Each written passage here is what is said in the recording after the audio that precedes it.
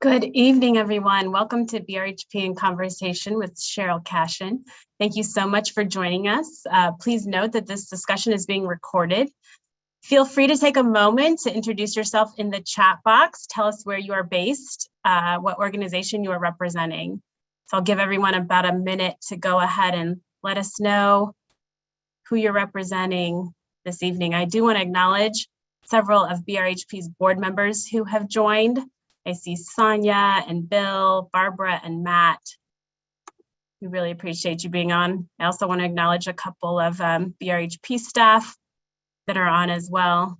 I see Pete, Tiffany, Julie, and I'm sure a number of others. Appreciate you tuning in tonight. So again, take just a moment in the chat to let us know where you're dialing in from today.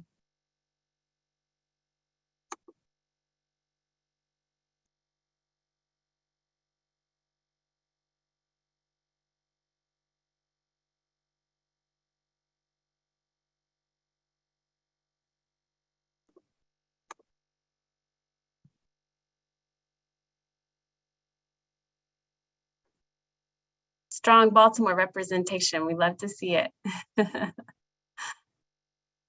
We have some property owners, property partners is what we call them, on as well. Welcome. And I see some of my other colleagues in the housing space as well. So again, thank you all for sharing and welcome again. I am Adria Crutchfield, the Executive Director of the Baltimore Regional Housing Partnership, or BRHP, a Baltimore-based nonprofit with the mission of expanding housing choice for families with low incomes who have historically been excluded from housing and opportunities in well-resourced neighborhoods. As the regional administrator of the Baltimore Housing Mobility Program, BRHP couples housing choice vouchers with counseling services to support over 4,300 families, primarily with children, in accessing and transitioning successfully to safe, healthy, and economically vibrant communities throughout the Baltimore region. So that includes Baltimore City and the 5 surrounding counties. We are excited to host you for this discussion this evening. As you may or may not know, April is National Fair Housing Month, and a time when we commemorate the passage of the Fair Housing Act, which became law in April of 1968, and prohibits discrimination in the sale, rental, and financing of housing based on race, color, national origin, religion, sex, including gender identity or sexual orientation, familial status, and disability. Here in Maryland, discrimination based on one's source of income is also prohibited. This is a time when many of us in the housing industry recommit to supporting fairness, inclusion, and justice in housing. We strongly believe that this is something we all can and should do, and that's one of the reasons we are hosting events like this tonight. To be able to learn from experts who have done the research to help us chart a fairer, inclusive, and just way forward. One of the questions we hope today's discussion will answer is, how did we get here? Here being a society where segregation and racial inequality are still so commonplace. We also hope to answer questions of how do we get to a better future and what does that future look like? And so this brings me to our guest speaker, Sheryll Cashin, who is the author of the new book, White Space, Black Hood, Opportunity Hoarding and Segregation in the Age of Inequality. Sheryll Cashin is an acclaimed author who writes about the US struggle with racism and inequality. Her most recent book, White Space, Black Hood, is about the role of segregation in reproducing inequality. Her books have been nominated for the NAACP Image Award for nonfiction, the Hurston Wright Legacy Award for nonfiction, and an Editor's Choice in the New York Times Book Review. Sheryll is the Carmack Waterhouse Professor of Law, Civil Rights and Social Justice at Georgetown University, and an active board member of the Poverty and Race Research Action Council. Additionally, she manages to find time as a contributing editor for Politico magazine and has written commentaries for several other media outlets. And you can follow her on social media at Sheryll Cashin. With that, I will now hand it off to our guest speaker tonight, who will share more about the nearly 2 decades of research that went into creating White Space, Black Hood. And following her presentation, we will turn to the conversation portion of the event. And so with that, Sheryll, take it away.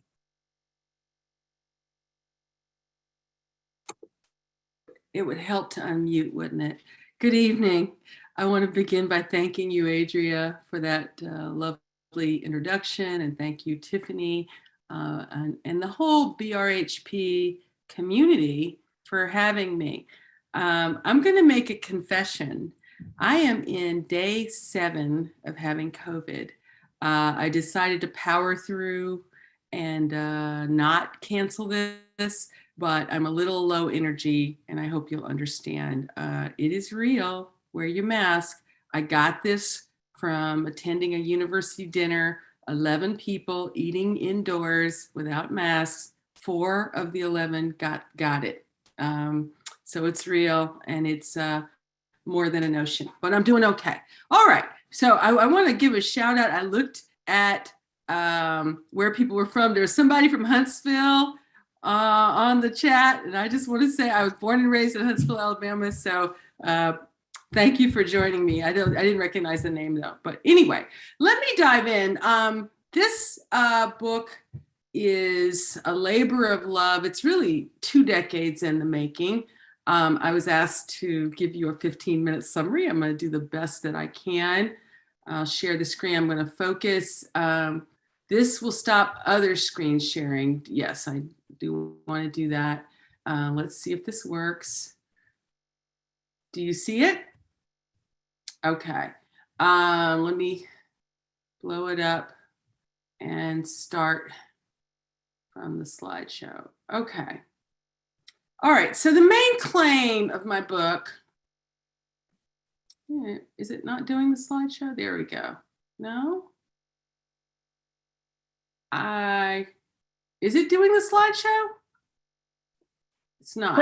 Click the little easel icon. There we go. Yep. There we go. Okay. All right, so you've seen the cover. Here we advance right here. All right, so are you seeing the screen sharing thing? I'm just curious. Are you seeing it, or am I the only one seeing it? We can see it. We see your table, peculiar institution, stereotype to justify subordination. Yeah, but well, anyway, I'll just try to keep this thing out of the way. All right. Anyway, here's my argument that each time this country seemed to have put to bed a peculiar Black subordinating institution, it created another one. From slavery to Jim Crow to the iconic Black ghetto. I use the word hood. It's less purgative in its connotation. And each of these Black subordinating institutions were animated. The politics supporting it was animated by nasty anti-Black stereotypes. The stereotypes have metastasized, and so have the structures. And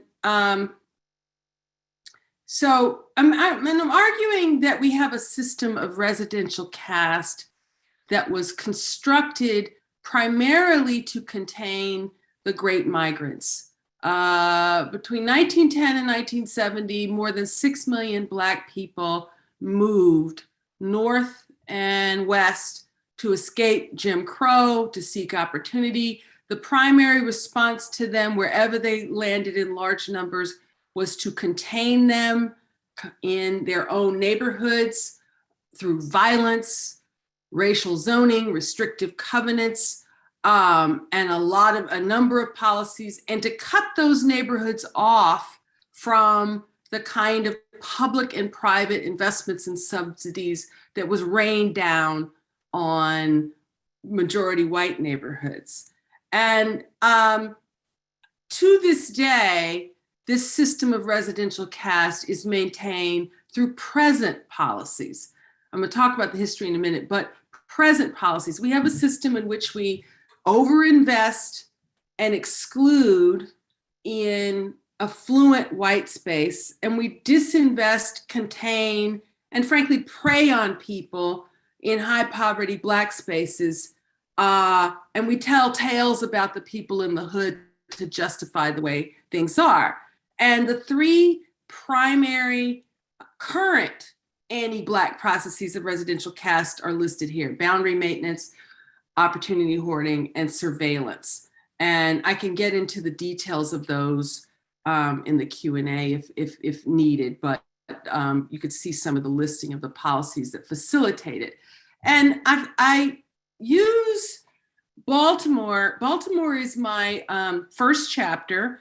It's a case study in residential caste. And why did I choose Baltimore? Well, Baltimore had the largest free Black population in among slave states in the South in the antebellum era, as late as the 1890s. And in fact, those free Black people are part of what inspired Frederick Douglass to free himself, seeing them moving about the city. As late as the 1890s in Baltimore, Black people could live wherever they could afford to buy a house. They could, try on the clothes. There was no Jim Crow caste. They could shop where they wanted. It's only when Black people begin to, frankly, exercise some agency that we begin to the construction of residential caste, and it begins in Baltimore. I featured these two people, George W.F. McEachern on the right, W. Ashby Hawkins on the left. Both of these are illustrious alums of Morgan State.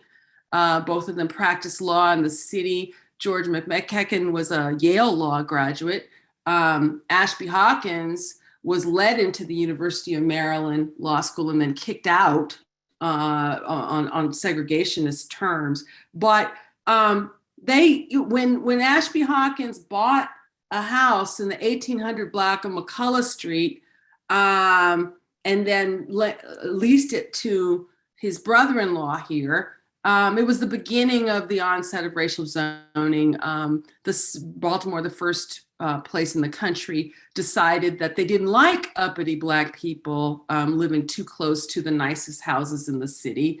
And this guy, W. Ashby Hawkins, really was Thurgood Marshall before there was Thurgood Marshall. He spent 4 decades from that first public policy choice fighting boundary maintenance, fighting segregation in neighborhoods and schools. And he actually won the case that struck down racial zoning, but then new forms of containment were used.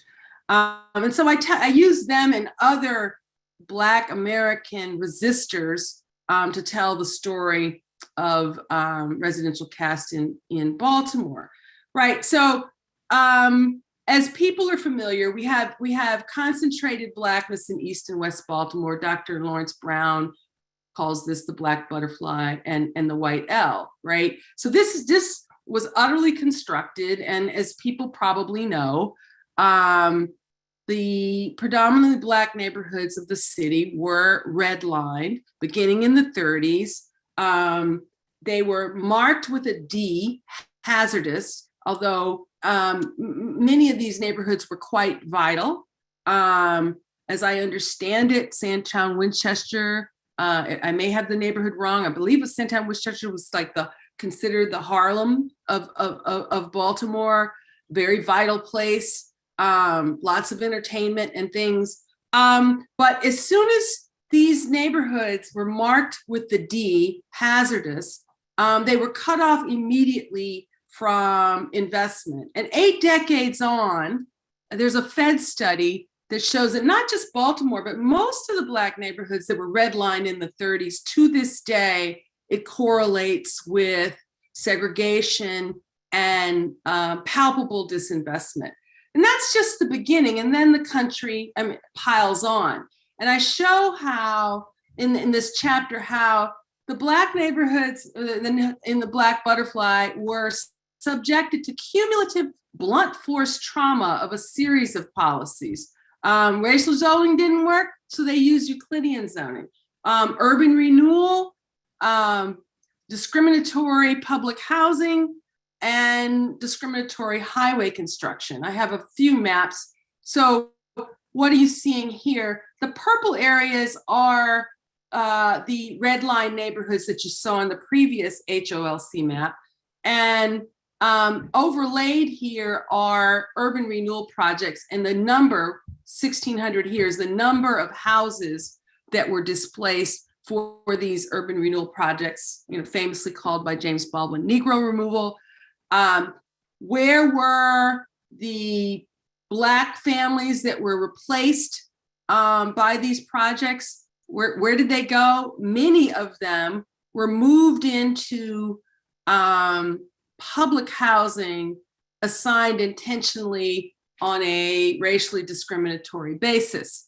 Tell this that even public housing out in Baltimore County, what a lot of them were shut down, and so low-income Black people out in the county were forced to move into the city. But there's a heavy concentration of public housing intentionally located in the city. That's what brought about the Thompson lawsuit and brought about the remedy that your organization represents. So all of the people who are familiar with that who are involved with, I'm forgetting the acronym, forgive me, this is, say it, is it B8, what is it, the acronym? BRHP.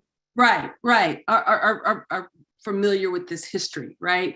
And then you get highways, right? This is the infamous Highway to Nowhere in Baltimore, which I'm sure those of you from Baltimore are familiar with. But the point is, iconically, virtually everywhere interstate highways were laid through cities as a mode of transportation to make it easy for city workers, white people mainly, to get out to the suburbs. They were run through the most politically marginal neighborhoods, which typically meant Black neighborhoods, whoever was most powerless to stop it.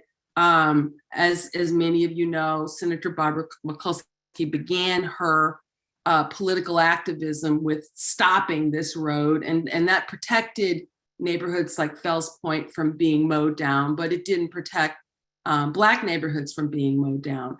Well, the cumulative result of these policies was hyper-segregation. As I understand it, Baltimore is still hyper-segregated, but by the 50s in the United States, there were more than 50 cities that were hyper-segregated. And without getting into the technical details of what that is, this map, here the butterfly is rendered in green, right? One dot is one person, and so you're seeing a pointillist painting of Baltimore in 2010, right? But it's an extreme amount of residential isolation along 4 or 5 dimensions. You see the butterfly in green and the so-called white ale. Here, white people are rendered and Asians are rendered, in white and in blue and red. What I point out is that only African Americans in the 20th century, they were the only racial group subjected to hyper-segregation. And the social distinctions that come naturally to human beings become much more efficient when you overlay geography. So it's so much easier to talk about those people living in distressed neighborhoods and associate the distress of the neighborhoods with the people who live there, masking the fact of intentional disinvestment and devaluing of these neighborhoods by the city. Not just in, redlining cut Black people out of the biggest wealth building subsidy the federal government ever sponsored, the federally insured 30-year mortgage, which made home ownership affordable to low, middle income people, cut Black people out of that. But the other thing is, I document persistent disinvestment in roads, in sewers, in schools, and so what tends to, we already had Black avoidance, which was part of the initial story of the attempt at racial zoning, but with hypersegregation, this Black, anti-Black avoidance becomes much more acute, and particularly with public housing, right?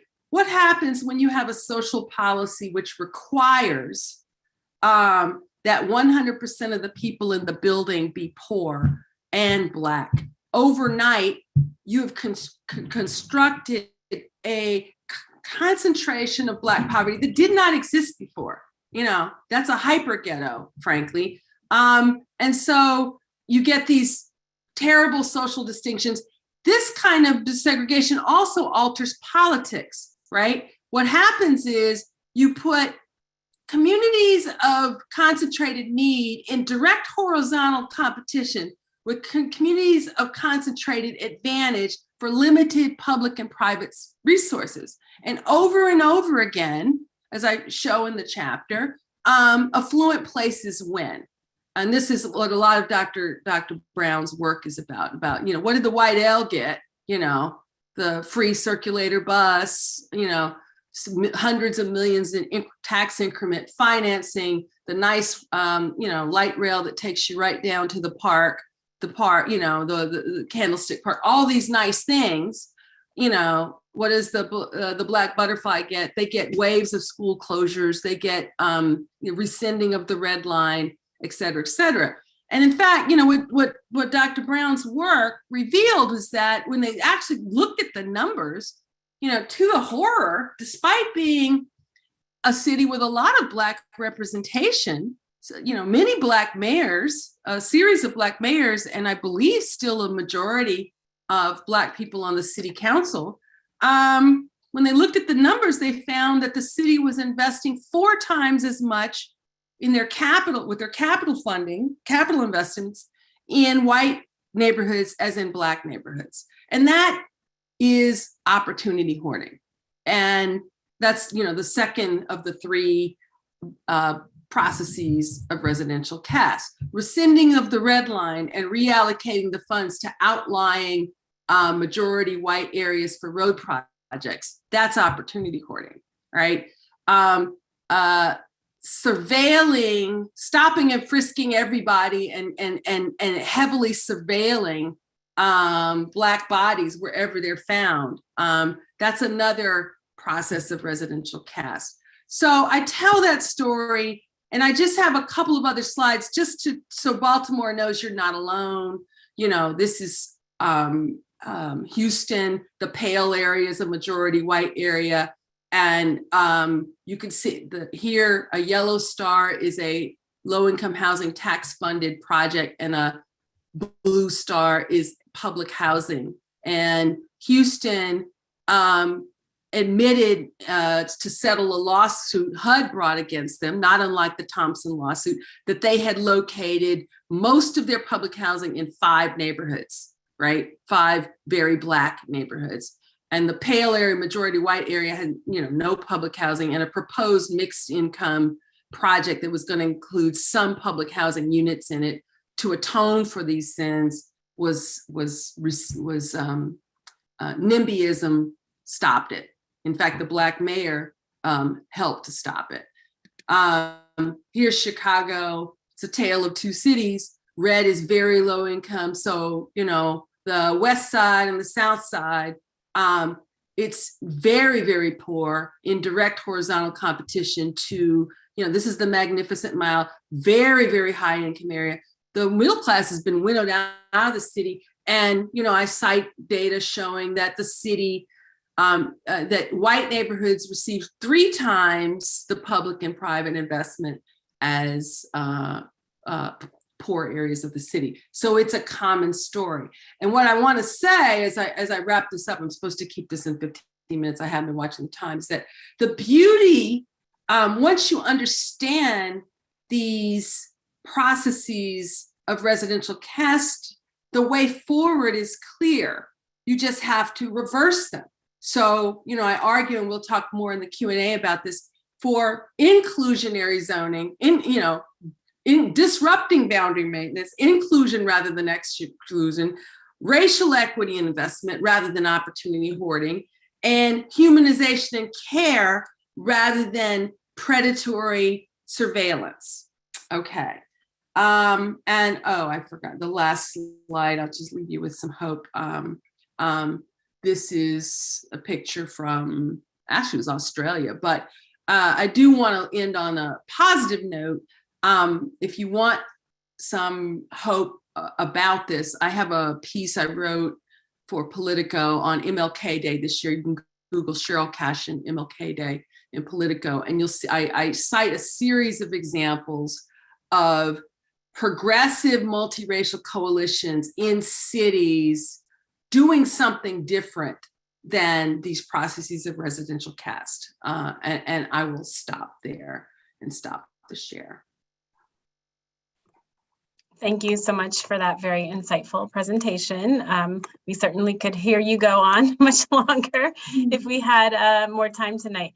So to all the attendees, we'd like to ask you to join in the conversation, start to formulate questions you might have, and feel free to throw them in the chat box. If you prefer to ask your question verbally, we just ask that you might raise your hand and then we will call on you. So please take a moment to think of questions that you might have. And while you are doing that, I'm going to turn to you, Sheryll, to give us maybe a high-level sense of your personal background and how that inspired your personal research in the book. Well, as I said, I was born and raised in Huntsville, Alabama. I'm the child of civil rights activists. And I really got this from my parents. I wrote a memoir about this. I'm not plugging that book, but it's called The Agitator's Daughter. How can I say this quickly? So my dad founded an independent Democratic Party in Alabama at a time when the regular Democratic Party was dominated by George Wallace and Dixiecrats ran for governor against Wallace. People have heard of Fannie Lou Hamer and the Mississippi Freedom Democratic Party.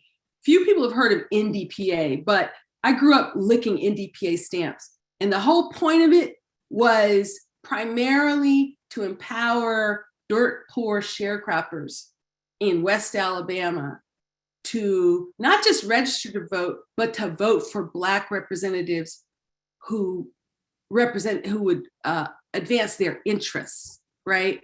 And my father was like valedictorian of his class at Meharry, a dentist, but poured all his money into that party, right? And so I grew up, I learned through their example that I was supposed to care about people who had a lot less than me. And this book, I say, it's for descendants with love. I call the people trapped in the hood descendants, which is a honorific for me. It's a term of love, acknowledging the continuum from slavery to Jim Crow to the iconic Ghetto. And I wrote this book for people who don't really get a voice. And I was just taught to give a damn, just to care. So that's where it comes from. Appreciate that. I think a lot of us on here can empathize with similar upbringings, and those upbringings influencing our empathy towards others and giving a damn, absolutely, and wanting to see change. So thanks for sharing your personal connection to the book. If we might shift to some of the actual chapters, and you mentioned this briefly in your presentation, but maybe you could spend a little more time walking us through why you felt it was important to highlight the red line and Governor Hogan's role in dismantling that, and if there are any other recent state actions that you feel like have contributed to residential caste in Baltimore. So I was just outraged by, I don't even live in Baltimore, and I was outraged by that. How he did it, how he got away with it. It was just wrong on so many fronts. And, this book is in the subtitle, Opportunity Hoarding and Segregation. So many people know about segregation, but they really don't understand the opportunity hoarding. right? The biggest myth we have in this country is that high opportunity living is earned, and that, hood living, this is the myth, is the deserved result of bad individual choices. But what we actually have, this is residential caste. We have a system in which everybody excluded from the highest opportunity places is subsidizing those places, right? With their tax dollars, right? They're vacuuming up the resources, getting more than their fair share. And I thought nothing tells that story better than the red line, right? So it's been on the books since 1965, right?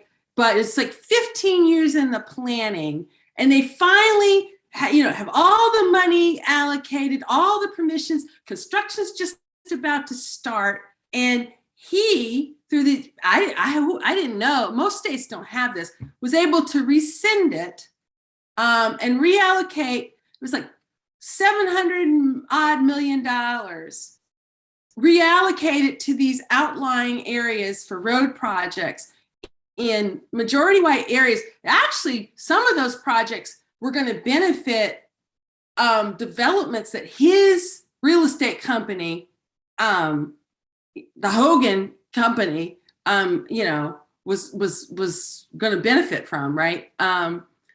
But he's able to do that, and not even like a pothole in Baltimore got filled with that money, right? So there's a civil rights claim, and a transportation economist shows in concrete terms that this benefited whites and disadvantaged Blacks. And it is illegal in this country under the Civil Rights Act of 1964, which people died for, right? It is illegal to discriminate on the basis of race. They had an airtight case, right? And the Trump administration, so the Obama administration opened up the investigation of the Title VI claim, which citizens in Baltimore filed. You see how angry I am about this? Every time I talk about it, right? And they closed the case without making any findings, right? And they get away with that, right? So Black people's transportation interests are devalued. He called it a wasteful boondoggle for carless people to try to get to job centers. That was a wasteful boondoggle. But the purple line goes forward, right? Now, yeah, there's some people of color are going to benefit that, but the purple line goes forward. That's going to, connect more affluent suburbs. Purple line people hate me saying this, okay? But, it's going to go from Bethesda. I know people in Bethesda didn't want it, but it's going to affect relatively affluent suburbs that already had a $9 billion or something intercounty connector, right? Okay, but the carless people don't get it. And they have an airtight civil rights claim, and so their civil rights claims don't matter. And this is the chief message of my book, right? Is that we devalue Blackness, and we devalue Black citizens and their infrastructure needs, basic infrastructure needs, right? And we lecture to them, go get a job, and along the Red Line corridor, only 2% of the jobs in Baltimore are along that corridor, right? So if you need to get a job, you have to go up and go somewhere else. But, it takes 90 minutes to ride the bus, right? So it just was an outrage. And I'm like, no, you're not getting away with this. I'm not going to let you get away with this. And so I wrote about it in Politico, and, if he runs for president, he ain't getting away with it either. I'm going to keep talking about this story because it's immoral, in my view. Thank you so much for giving us the deeper context there. Mm-hmm. I do see a number of questions in the chat, and I want to jump to those soon. I'm going to ask you just one more question here in my list, but could you talk more about how white supremacy created the ghetto? You described ghettoization as the process of working out the physical mechanism of white racism, and that there is a cycle of racism begetting the Black ghetto, begetting more racism. And so maybe, could you help connect not just history, but to present day? How are we contributing to that cycle? Well, yeah, you saw the slide where I say go from slavery to Jim Crow to the Black ghetto. Black people through the history just couldn't win, right?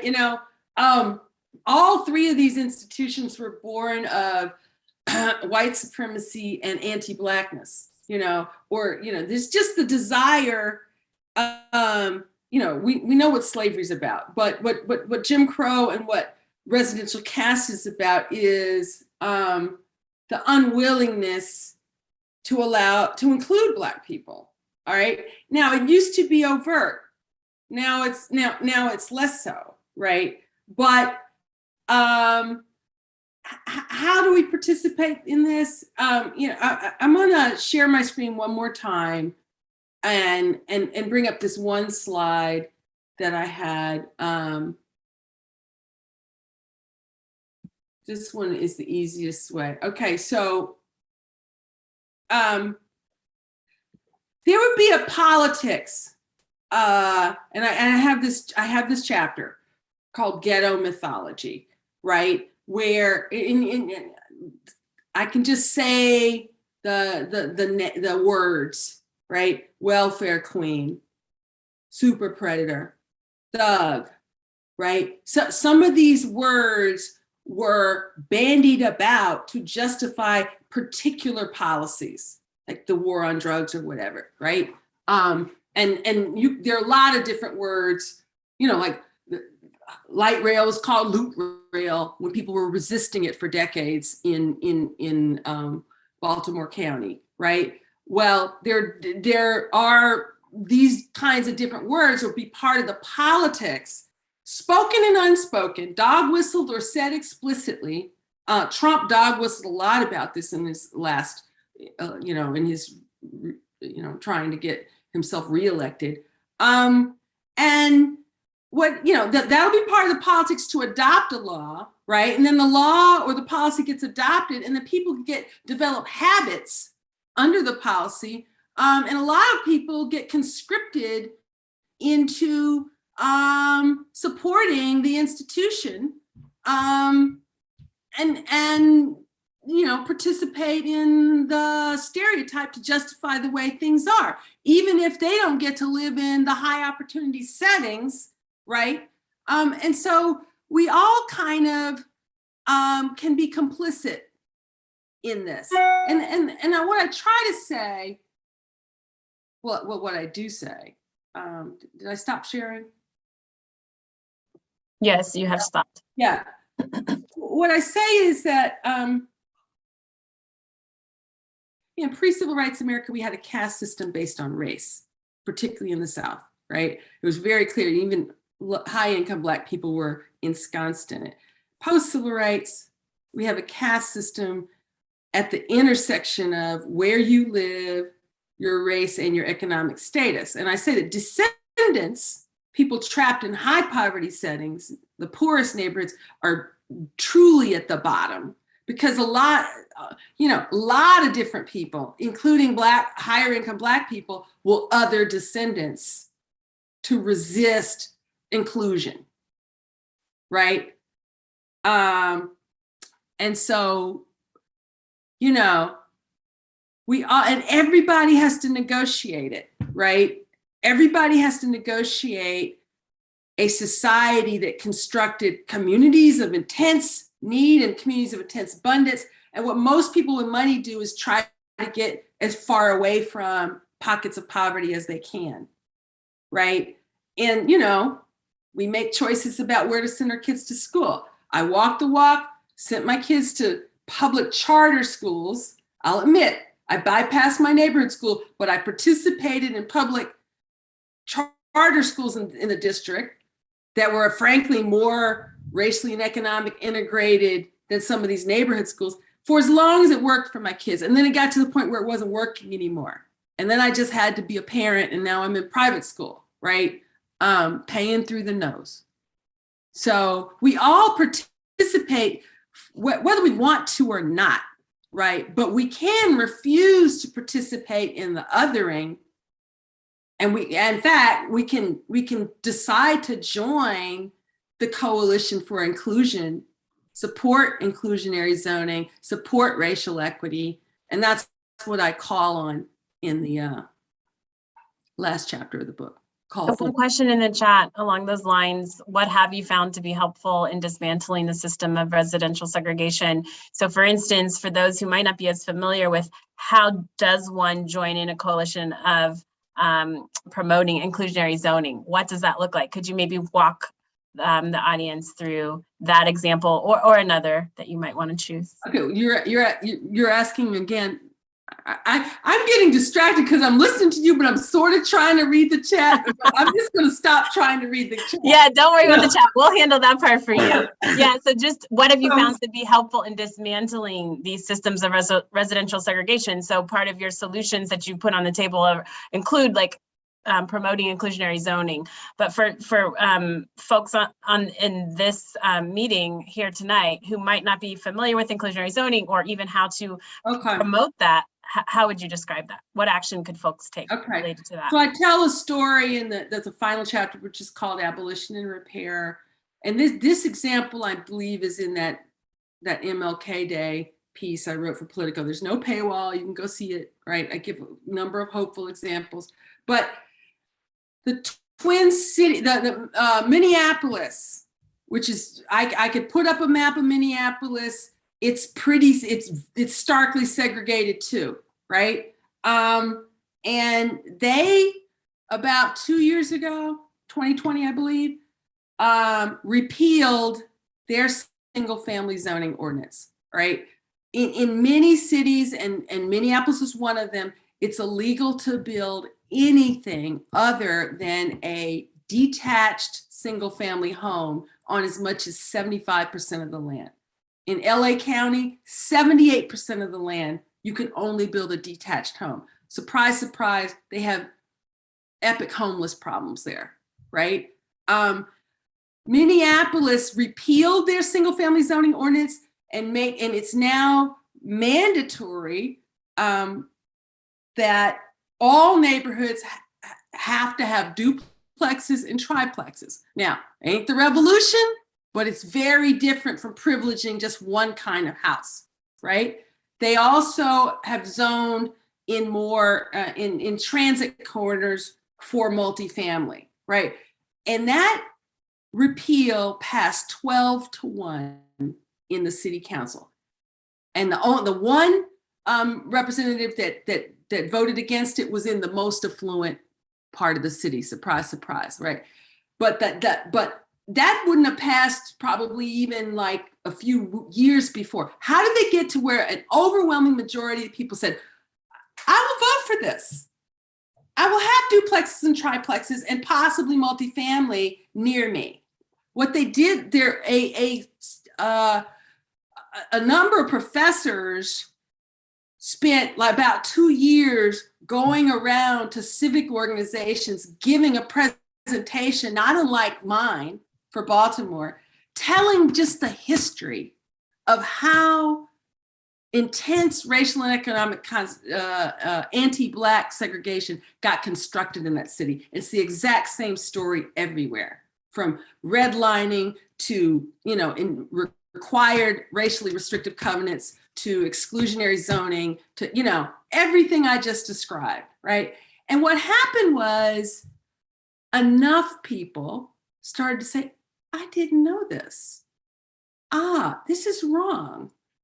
I don't feel good about this. I don't feel good about, my relative privilege being constructed on, nasty racism. I didn't know about this, right? And it created a different political context, right? So, I can't name for you the organizations that are doing this kind of mobilization in Baltimore, but there are, what I tell people is the two big things that can help dismantle this is inclusionary zoning and racial equity, right?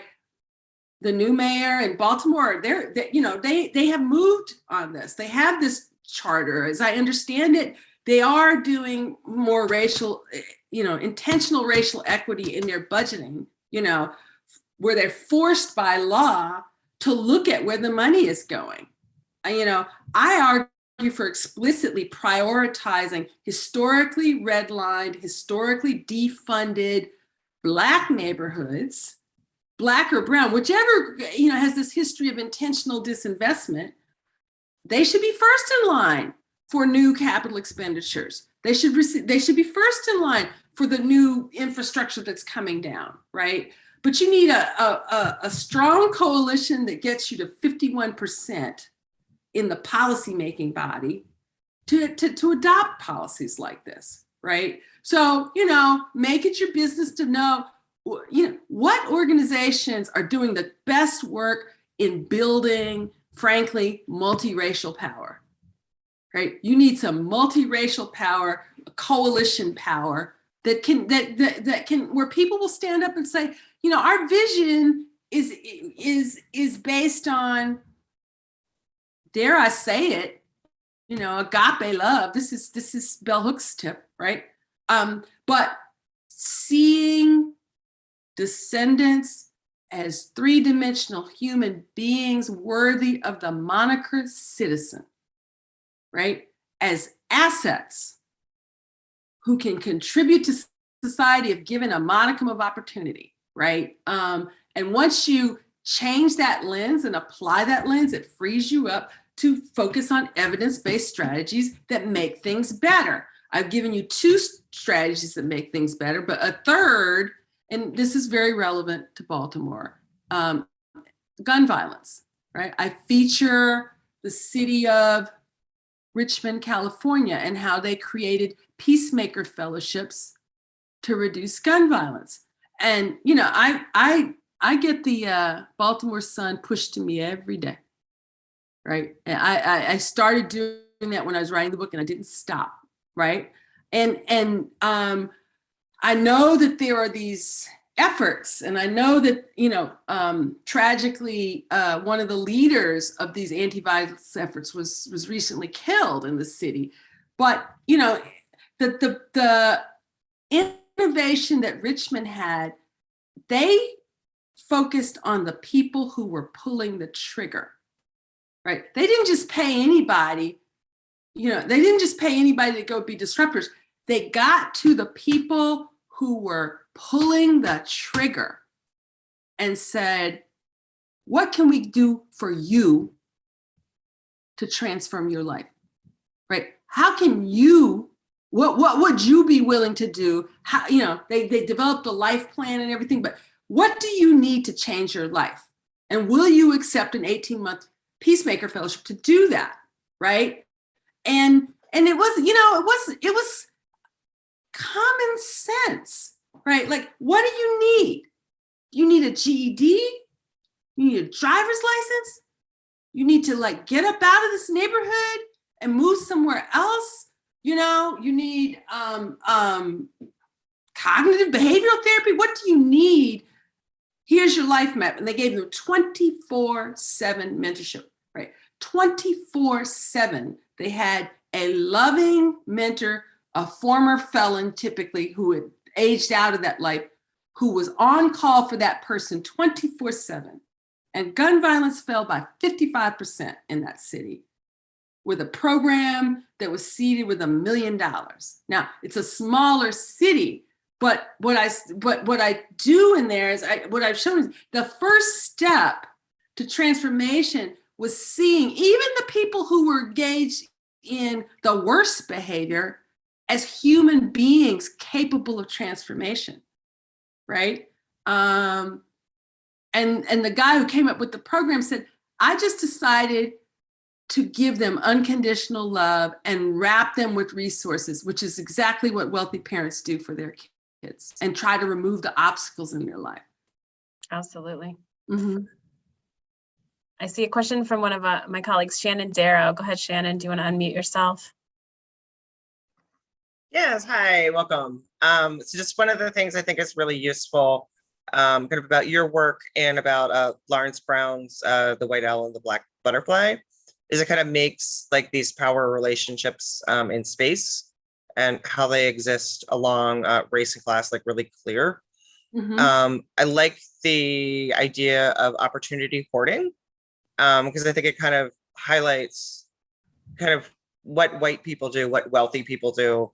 But at the same time, it's a lot more nuanced than that. Like, could you speak to kind of how class, like in Black communities and white communities, and race, as particularly like Latine and Asian Americans who have like a different history, kind of how those things intersect around opportunity hoarding? Well, that map I showed you tells a story. I mean, increasingly, you know, there are poor Asians. There's no question about it. I don't want to stereotype, right? But I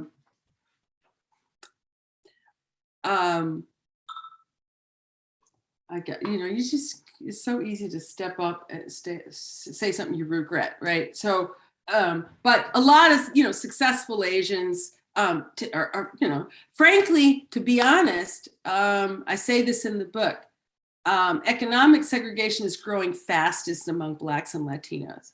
Black and Latino 1%ers are moving to high opportunity too, right?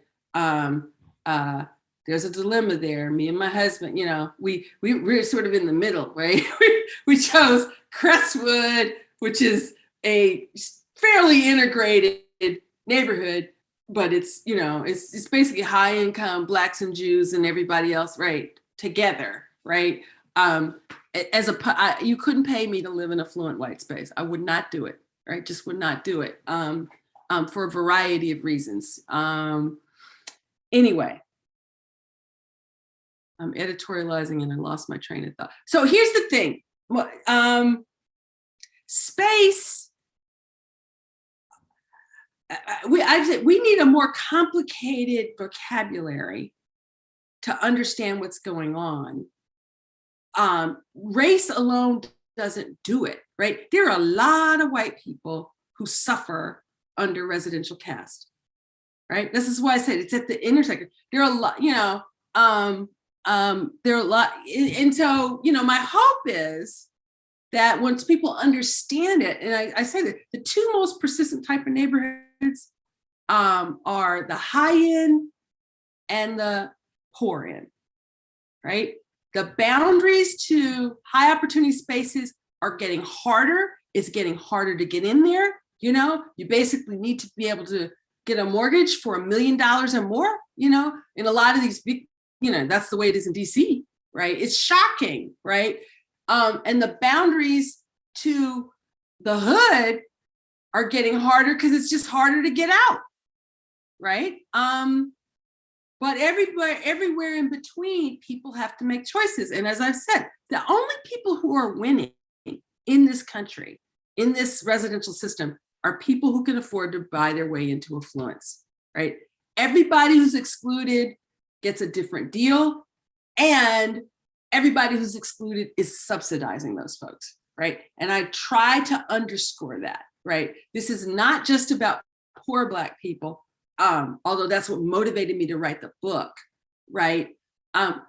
We are not the land of opportunity, right? Neither cities nor rural areas or even, you know, first ring suburbs are engines of opportunity anymore. There's only one place there's an engine of opportunity. It's those high opportunity neighborhoods, right?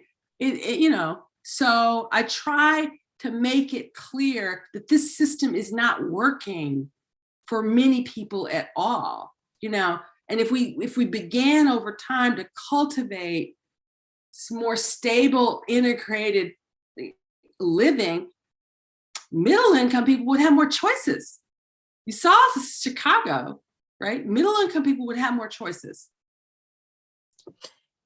Along those same lines, one of our board members, Barbara Samuels, asked if you could say a bit more about why the spatial aspect and the removal of boundaries is so critical. Could you maybe speak to the specific outcomes that are available in the affluent neighborhoods, or the specific benefits or the detriments that come with locking folks into poverty? Well, high poverty neighborhoods are designed for failure. It's like riding the down escalator. And low poverty, high opportunity neighborhoods, it's like riding the up escalator. It's designed for success, right? So I have a chapter about this, about, what the country, expects of descendants, right? Affluent parents pay to eliminate virtually every obstacle for their children. I know, because I'm living that life. I'm competing with people who do this, me and my husband are, right? I try to make my kids be grounded and resilient and all that, but why the spatial analysis? Because, if you're in a high poverty neighborhood, every single dimension systemically is set against you. You get the worst, the least experienced teachers, right? You get higher class sizes. You have to deal with violence often. You're in a food desert often, or a junk food swamp. You've got more pollution, right? It's just like, pick an issue and you're on the, you're dealing with savage inequality, right? And you're socially isolated, and people tend to denigrate you, avoid you.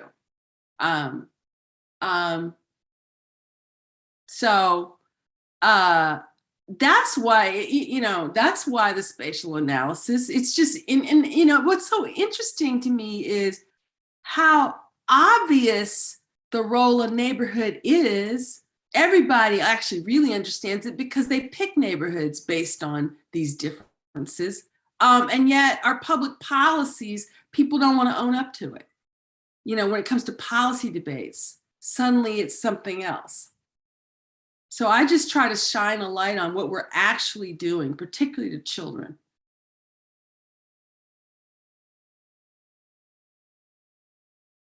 Yeah, the benefits to children, the research is there in terms of, just for example, what it means if a child spends younger years of their life in an opportunity area, and the outcomes of their life trajectory. And I mentioned all that in the book. I figured I didn't need to sell this. I figured this audience knew all that, but yeah, I cite Ross Chetty's work and all that. And it's the sad thing at Baltimore is, right down near, at one point it was at the bottom. I don't know if it's changed for social mobility for poor children, Absolutely. Another question here, and it might be the final one we have for you this evening, but how do you recommend we form political coalitions to implement these policy solutions, particularly among moderates who probably have a good sense of the history and the concept of the institutionalized racism that exists, but they kind of throw up their hands and think that nothing can change? So I'm a big believer in the two contexts in which you form coalitions is campaigns when people run for office. Ralph Warnock, Black senator from Georgia, it was a hell of a coalition that powered him into office. He won with 51% of the vote, right? 60% of Georgia's 60% white, right? And he won, right?